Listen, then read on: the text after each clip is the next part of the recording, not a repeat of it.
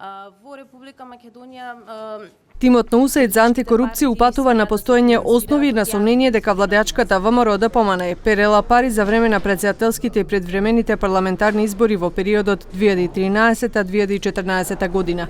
Сите извештаи, како што истакна Ана Јанева Делева од Транспаренси Македонија, покажуваат негативно салдо на партиските сметки. Најпроблематично е тоа што партијата по се изгледа знаела колку пари ќе добие на изборите и така го израчунала и минусот, односно го затворила минусот со парите што ги добила од буџетот, што е навистина еден голем проблем. Делева прашува како партијата на власт можела да пресмета колку пари ќе добие од буџетот, односно колку гласачи ќе има.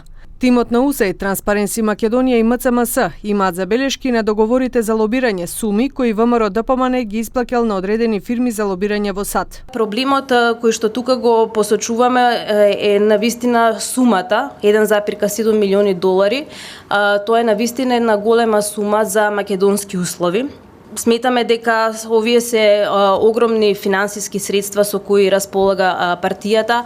Во исто време самата партија не може да покаже односно до сега нема покажано од каде доаѓа до овие средства. Најголем број на политичките партии во Македонија се нетранспарентни во трошењето на парите, велат од УСАИД. Потенцираат и дека недостатокот на заштита им остава простор на работодавачите да се спротивстават на пријавувањето, а потенцијалните укажувачи се обесхрабрени да пријават корупција.